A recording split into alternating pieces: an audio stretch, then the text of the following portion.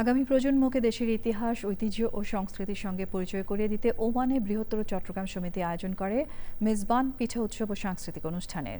মাসকাটের হালবান এলাকায় এই আয়োজনে শিকড়ের খোঁজ পেয়ে উচ্ছ্বাসে মেতে ওঠেন নতুন প্রজন্ম। চট্টগ্রামের প্রবাসী ছাড়াও বিভিন্ন জেলার মানুষের উপস্থিতিতে অনুষ্ঠান পরিণত হয় মিলন মেলায়। হাশেম চৌধুরীর পাঠানো তথ্য ভিডিও চিত্র শিহাব খান দিগন্তের রিপোর্ট।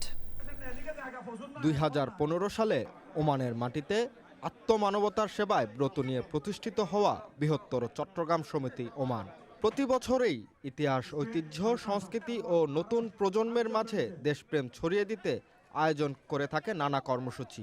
তারই অংশ হিসেবে মাসকেটের হালবান এলাকায় সমিতির বার্ষিক পারিবারিক মিলন মেলায় নানা শ্রেণীর পেশার প্রবাসীরা উপস্থিত হয়ে খুঁজে নেন শৈশবের শিকড়। নতুন শিশু কিশোর থেকে শুরু করে সবার জন্য আয়োজন করা হয় নানা খেলাধুলার। নাম জানা না জানা হরেক রকমের পিঠাপুলির সাথে পরিচিত হতে পেরে বেশ খুশি শিশুরা। এমন মিলন মেলার মাধ্যমে শত ব্যস্ততার মাঝে ক্ষণিকের জন্য মুক্তি মেলে প্রিয়জনদের কাছে পেয়ে। আপনাদের স্বতঃস্ফূর্ত অংশগ্রহণ আমাদের যে কোনো অনুষ্ঠান ইনশাআল্লাহ এরকম জাঁকজমক হয়ে থাকে। চট্টগ্রামের সংস্কৃতি এবং ঐতিহ্যকে একসাথে লালন করাই আজকের আয়োজনের মূল উদ্দেশ্য। আমরা এখানে উপস্থিত যাতে এমন লাগছে যেন একটা মিনি বাংলাদেশ। এটা চট্টগ্রামে ঐতিহ্যবাহী মেজবানের আয়োজন করেছি, আলহামদুলিল্লাহ অসাধারণ মেজবান ছিল। চট্টগ্রাম সমিতি ওমানে যখন অনুষ্ঠান হয় তখন বোঝা যায় হাজার বছরের ইতিহাস।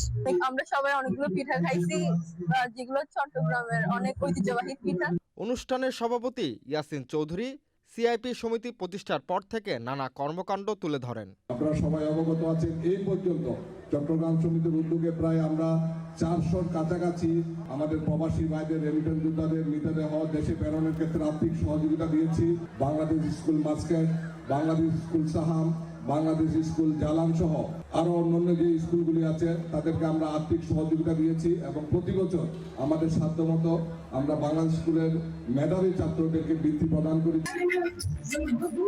সাংস্কৃতিক অনুষ্ঠানের পর প্রতিযোগিতায় বিজয়ীদের হাতে পুরস্কার তুলে দেন আয়োজকরা।